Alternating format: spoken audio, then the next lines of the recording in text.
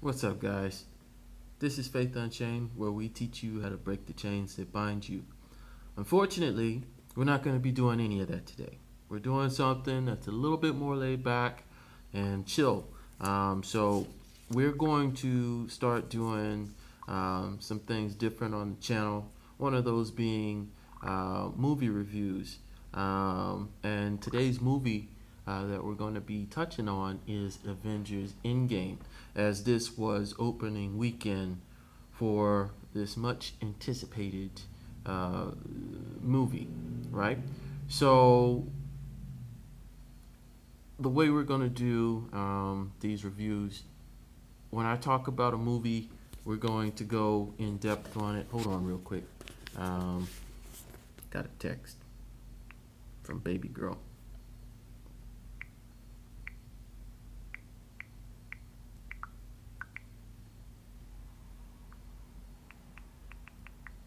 Yeah. So anyway, we're going to go in depth um, with these reviews. So if you don't want to hear spoilers, then you don't need to be here. If you're anything like me and you like to hear different perspectives and opinions on movies before you go in to watch the movie yourself, then you are more than welcome to be here. And of course, if you already seen the movie, then let's get on with the topic at hand. So, the film opens up with Hawkeye with his family.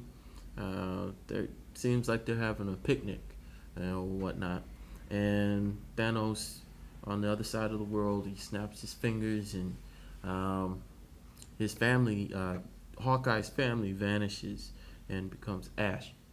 So, of course, he loses his mind and becomes Ronin and starts killing people. What would you do if you lost your family like that? Anyway, then we cut forward a little bit. Um, Tony Stark is with Nebula in space on the Guardian ship. Um, they're running out of oxygen, so they're trapped. Of course, Nebula, she would be able to survive because she's mostly robot, um, and cybernetics. And Tony, obviously, he's human, so he relies on that oxygen. So he records his video message to Pepper, the one that you see in the trailers, um, and of course, there's a little cool exchange with Tony and Nebula.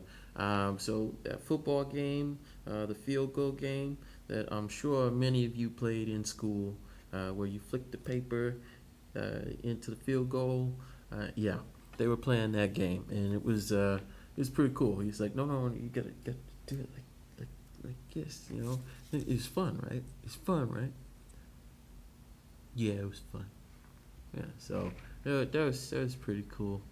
Their exchange was pretty nice, and of course, Tony, after he records his message, he falls asleep on the floor, and Nebula comes in, picks him up off the floor, and places him in a chair, tucks him in, puts a blanket on him. So it was nice chemistry between them. So that was pretty cool. And we skip forward. Captain Marvel. I don't like Captain Marvel. Let me know in the comments if you don't like Captain Marvel either. Um, but yeah, she comes out of nowhere. It's not explained. She just happens to be in the same place at the same time as Tony Stark and Nebula. She takes them to Earth. They meet up at the Avengers base. We fast forward a little bit. They talk. Um, a little exchange between Captain Marvel and the other Avengers, talking about what they're going to do in terms of getting the Infinity Gems back and killing Thanos. Um, and they meet. There's a second anomaly that their sensors pick up, and it's the planet that Thanos was on at the end of Infinity Wars. That garden planet where it's just him. So they head to that planet um, to gang up on Thanos and get the Infinity Gems. They find out that that anomaly that they detected was Thanos actually destroying those Infinity Gems. And as a result, he gets his head chopped off. Thor, they're like, hey, uh, what was it? Thor's the one who did it. So they're like, what was that? I went for the head. So a little nod to Infinity Wars, and then it skips 5 years into the future. Cap becomes like a AA leader. Um, Black Widow becomes the new Nick Fury, right? Um, Everybody, Rhodey, Nebula, um, Captain Marvel, Rocket, Raccoon, they're doing um, they got their own little thing going, but they're all checking in and you know kind of like how Shield runs, But sorry, I have to pay attention to outside. I'm at work right now, so yeah, I have to go outside and open the gates in case a truck comes. So I just want you guys to keep that in mind. Um, but yes, so they skip 5 years into the future, and one of the lazy writing, I would say, that you can see the way Ant Man comes back. So by happenstance, a rat just happens to be in the same van that the quantum realm machine is in, and it steps on the controls of the machine and spits Scott right out. And he is walking around wondering what's going on because obviously, he sees that things, ain't right. Places are abandoned. Vegetation has grown all over the place and stuff, and he eventually goes to, I guess it's a memorial park where everybody who is snapped out of existence, their names are on these stone uh, walls, right? So he's looking, scrambling to see if his daughter is on there, and he finds his name. So he goes back to, I would assume it's his ex-wife's house, his daughter, where his daughter's at. He sees that she's grown up, and fast forward, he goes to Avengers base, and he talks about um, time travel, right? So from his time in the quantum realm, um, and they decide that they need, a genius to run this by. So they go and find Iron Man and talk to him. So Iron Man has his own little family. He has a 5-year-old daughter, and he's married to Pepper right now. He shoots down the idea, and he does so from what I got from it, out of apprehension, because he doesn't, he's built a nice life for himself, and he's got a daughter, family to think about. So he rejects the idea. So they go and find the next genius that they know, and this is cool. I don't really, I mean, I like Professor Hulk, but at the same time, I don't necessarily like what they did with the Hulk in this movie. But they go find him, and the Hulk is popular, right? He's there's a scene where they're in a restaurant, and of course these kids come over and ask to take a picture with the Hulk, and Ant Man's like, "Hey, you want to take a picture with me?" They're like, "Who are you?" I'm Ant Man. I'm an Avenger too. I get that I'm not as popular or anything. So um, they're like, "Yeah, yeah, we could take a picture with you. See, they want to take a picture with you, man. No, yeah, we no, just take the camera. Take the darn camera." So that was a funny scene. Uh, but yes, I feel that the Hulk was underused in this movie. We'll get more into that in a little bit, but the Hulk basically figures out how to allow time to travel through Ant-Man and not necessarily Ant-Man traveling through time. So there's a scene where they're testing everything out, and he's sending Ant-Man into the quantum realm, and he comes back as a kid. He comes back as an old man. He comes back as a baby, and then he comes back as himself. And he's like, I don't know who just went to the bathroom in my suit, whether it was the baby me, the old me, or me. So that was pretty funny too. Um, and then Iron Man, of course, behind all on his own, he's been working on the time travel thing, and he figures it out. So he eventually comes and shares what he's discovered about time travel. And then, all the Avengers have assembled. Um, they need to go find Thor. Now, what they did to Thor in this movie was I will say that it was funny. I was laughing pretty hard when I saw it. Uh, and I was telling baby girl that I don't want them to keep Thor like this the whole entire movie, but they kept him like that the whole entire movie. So he's on New Asgard, and it's on Earth. Um, of course, he only comes to the actual village where all the Asgardians are, like once a month to get beer. So they find him.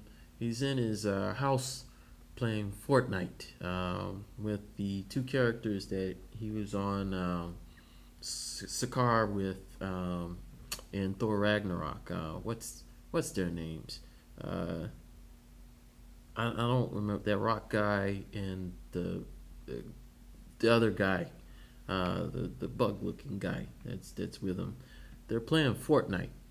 They're playing Fortnite, dude. Like they're playing Fortnite, and the rock guy, he's like, "Hey Thor, that kid's on here. The one who's always calling me a hole." And he gets on the headset. And he's like, "Get if you don't get offline right now, I'm gonna fly to your house, come to your basement, and beat you up." And I said, that was really funny, and I couldn't stop laughing at his belly, like just dude. And yeah, they kept him like that the whole entire movie. I was like, God. But he eventually comes because Rocket says that there's gonna be booze. Um, so they split up into different teams. I think there's three different teams to go to different time periods. So Captain America, Iron Man, and the Hulk, they go back to the first Avengers movie, and they see themselves fighting in the first movie. And Captain America is like, well, we have to follow the exact steps that we did, in this time. And they see the Hulk right in front of them, smashing up stuff, and he's like, Hulk, smash, and he rips off his shirt, and he pretends to, I guess, smash. So he's like, "Rawr, rawr," and then he flicks a bike, "Rawr, rawr," and he just taps some other stuff. So that was pretty funny. War Machine, Nebula, Hawkeye, and Black Widow. They're in another team. So War Machine and Nebula, they're meeting up where Peter Quill was first introduced, Star Lord, on that planet where he got the what gem was that? The purple gem.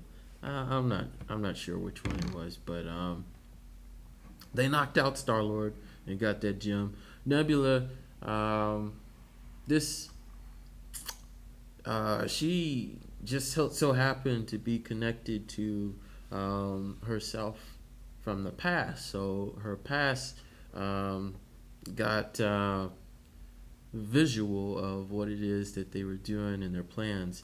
And so Thanos, he learns what they're doing. Um, Hawkeye and Black Widow, um, they went to the planet to recover the Soul Gem, and they fought basically to sacrifice themselves. So Black Widow was the one who sacrificed herself, and I'm not gonna lie, um, I teared up just a little bit on that, because she's a pretty cool character. So um, I like that. But the past Nebula ends up infiltrating as the future Nebula. So whenever all of them collect the Infinity Gems, they all meet back up at the Avengers base. Um, so the past Nebula is there, and she is what allows Thanos to come to the actual future. The time travel aspect was interesting to say the least, but more so confusing. And I feel that they're doing different timelines. So the way they explained it, this is going to be important for later. So the way they explained it is that whenever you go back in time, right, you're not affecting your current timeline, right? You're making a different timeline. So, I mean, it's confusing, but just keep that factor in mind, um, because we're going to touch more on that a little later. But Thor and Rocket, they went back to Thor 2. So right before Thor's mother gets killed by the elves, the dark elves, right? He sees his mom. Basically, she's able to know what's what, and she sees that this is not the same Thor she knows. This is future Thor. She's like, "What happened to your what happened to you? Time has not been kind to you." She tells him to eat a salad. So that was pretty funny. She says, "Eat a salad, please." Oh man, she said, "Oh, dude." So that was funny. But and Thor, he's being a little girl. Rocket has to slap him in the face, but that didn't really help. Um, so they eventually get the gems. They return back to the present. Past Nebula brings past Thanos to the future. Um, but before that happens, the Hulk is the only one that can wield the power of the Infinity Gauntlet. Um, it kind of emits sort of gamma radiation, and he's like, "Well, I was kind of made for this." So he snaps everyone who is snapped out of existence back into existence, and his right side, I believe, is charred up. So at the beginning of the movie, you see that Thanos' left side was charred up. Um, I guess because it's the power of the gauntlet, and it it comes at a price when you use it. So I was kind of surprised. I was like, I hope that the Hulk doesn't stay like that, and that he is involved in the big fight. Well, he stays like that, and I think he stays like that because he's not as strong as he normally would be if he was just a regular Hulk. So his regeneration um, powers, they're not working as well as they did when he's full Hulk. So yeah, I was kind of disappointed with that. Hulk really was not involved in the fight. he was really underutilized and undervalued. Um, he should have been one of the heavy hitters out there, and I think that was a missed opportunity um, with him. But uh, Thanos, he gets there, and he's sitting outside like a G. He's just waiting. He's just waiting. Um, and of course, Captain America, Thor, and Iron Man, they're the ones who are fighting Thanos. They're getting their butts handed to them. And I think because at the very end of Infinity War, Thor he's actually mopping the floor with Thanos, and of course he's in a much better shape, and he's faster in that movie, much stronger in that movie, as opposed to this one. And I do feel that his fatness and his poor choice uh, in his health has affected his fighting abilities. So um, I I really didn't want them to keep Thor like that, but they ran with it.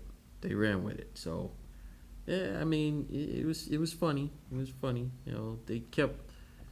I think they did a little bit too much. They made a lot of fat jokes about Thor. So but that's okay. It was still funny. They still made it work. So, um, the Cap, he gets to wield Mjolnir. Now, in my movie theater, um, everybody went crazy because that was pretty cool. The Cap was worthy enough to wield Mjolnir, and there's even a scene where he's calling out to the hammer, and he gets Stormbreaker, and then Thor gets Mjolnir, and he's like, "No, no, no, you take the small one, give me that one." So yeah, it was pretty awesome to see Cap wield Mjolnir, and he had some pretty awesome combinations, by the way, with his shield and Mjolnir. Um, Eventually, everybody who was snapped out of existence, which this isn't explained well either. I want to say that. So everybody who is snapped out of existence, they all get teleported into the fight by Doctor Strange and his guys. Um, so the way that Peter Parker explains it is that when everybody got snapped back into existence, Doctor Strange said, "Look, we've been gone 5 years. This is what's happening." Um, So I mean, I wish that would have been a little bit more explained. Baby girl, she was like, "Well, I'm pretty sure everybody's just gonna show up to the fight." I'm like, how would they know? I don't think that's gonna be a plausible thing. I don't think that they're gonna do that. They did that. It happened. So it really wasn't explained well. But hey, it was a very cool scene. Seeing everybody who was snapped out of existence brought back and into the fight. Um, One thing that I did not like too much was Captain Marvel's scene where she comes in at the last minute, blows up Thanos' ship, and she's OP as all get out, man. Um, Thanos, she's fighting with him. She's grabbing for the Infinity Gauntlet. Thanos headbutts her, and she's just standing there like, so. And then he has to take off the power gem and punch her out of the equation, and she was knocked out. So we didn't see her for the rest of the fight, but even still, like, she is not that powerful. So two people who would be able to beat her pretty easy are Thor and the Hulk. So there's this one comic where the Hulk, she has to find the Hulk or something. She's wailing on him. She's just punching him, and he's just sitting back, relaxed, while she's wailing on him the whole time, and he's just waiting. He's like, "Are you done?" And then he punches her in outer space, and then she's done. Like, so um, I don't really like the direction that they're taking with Captain Marvel. I just want to say that. So, but Thanos knocks her out, so we don't see her for the rest of the fight. I mean, we see her, but you know, the Scarlet Witch. Oh man, she had a pretty awesome scene.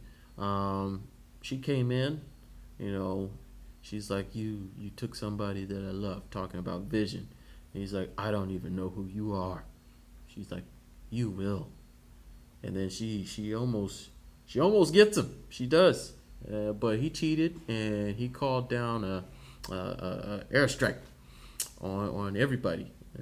His people. The Avengers. He called down airstrike. So if he hadn't done that, she would have ended everything. But and it's great to see because not Scarlet Witch. She's a very powerful character, and she's even more so powerful in the comics than she is in the movie. They nerfed Thor, they nerfed Hulk, and they definitely nerfed her. But she still had a pretty awesome scene. And then another scene that I didn't necessarily like. You can really tell that they just um, inserted it in there um, just because. But the scene where all of the females gather together, like if you're in an actual battle, like how how did they coordinate all of that? Like, how do you know where this person's gonna be? Like, it's just I don't know. We all happen to be in the same place, whatever, man, whatever. Yeah, but the biggest part of the movie, Iron Man sacrifices himself. He gets a hold of the Infinity Gauntlet and he says an awesome line, the one that he started off the Marvel Cinematic Universe with: I am Iron Man. And then he snapped his fingers, and then Thanos' army, and then Thanos vanishes. Um, and that's basically pretty much it. Iron Man at the end has a beautiful funeral. Everybody who was in attendance was there. Um, in my theater, everybody was asking. There was this one kid who was standing there by himself, completely apart from everybody else, and they're like, "Who is that? Who is that?" Um, my baby girl, she asked, "Yeah, who is that?" I was like, "I don't know." So apparently, I looked into it. Um, that's the kid from Iron Man 3. Um, the guy who's standing there by himself. That's the kid from Iron Man 3. Um, Eventually, Cap has to go and return the Infinity Gems back to their exact time periods at the exact same time that they were taken. He also takes Mjolnir.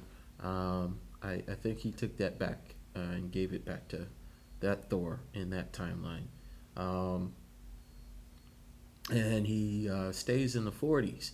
So instead of see, here's where it gets confusing with the whole timeline, because as you know, as we explained earlier, so when they go back in time, they're not affecting their current timeline, right? They're just making new timelines when they go back in the past. And of course, one of the other things that I forgot to say, Nebula ends up uh, killing herself, her past self, right? She shoots her in the chest. And for those of you who are familiar with different time travel movies, like Back to the Future, or they even made a reference about Die Hard in there. But what you do in the past has an effect on your future. Well, that doesn't apply here. So you would think, since Nebula shot herself, she would no longer exist in that timeline. Well, that's not how it works. So again, when you go back in time, you're not affecting your current timeline. You're just making new timelines. So Nebula still exists in her current timeline. It's just that Nebula in that past timeline, she's dead. So that raises the question. Okay, so Cap, he he stays back in the 40s. He lives. He takes Tony's advice and he has his life. He has that dance that he promised Peggy at the end of Captain America: The First Adventure. Avenger. He has that dance with her. But see, since he still exists in his current timeline, that makes me think that the Captain America that still sacrificed himself and was put on ice for 70 years is still in existence in that past timeline. I don't know. It gets weird. It gets confusing. So they didn't really do a good job explaining more on that. So but Cap, he lives his life. So he's they're waiting for him to come back like after 5 seconds, because for them it's only 5 seconds as opposed to the amount of time he's spending there in the past. Um, so they wait. He doesn't show back up on the platform. I believe it's Bucky who says, "Sam, look over there." Captain America is sitting on a bench. At first, I thought it was the skinny Cap, as if like he didn't have his super soldier serum. But it's the old man, Captain America. He lived his life. He has on a wedding ring. Um, so he says something to Bucky before he goes, and I assume he told Bucky what he was going to be doing. So that's how Bucky knew that Cap was hey, Sam, go on over there. So big part. Cap passes the mantle of Captain America on to Sam Wilson. Um, Now, me personally, I would have preferred Bucky. I think Bucky would have made a better Captain America, but because he's a super soldier as well, and he has his awesome metal arm. But in the comics, both Bucky and Sam Wilson take up the mantle of Captain America. So we'll see how they decide to run with that. But there are no end credits at all. I just want to point that out. And I stayed the whole entire time, and there was nothing. So Thor and Star Lord, it's funny, but you're not the captain. No, you're the captain. Sure, you're the captain. They have their little banter, the same one they had in Thor Ragnarok, and I give this movie an overall score of 9 out of 10. So, guys, that's the end of this review. There's a truck that's here. That's why I had to speed through it. I'm sorry, but guys, stay tuned for more content. Let me know what you thought down in the comments below, and I'll get back to you. This is Faith Unchained, where we teach you how to break the chains that bind you. Have a great night, guys.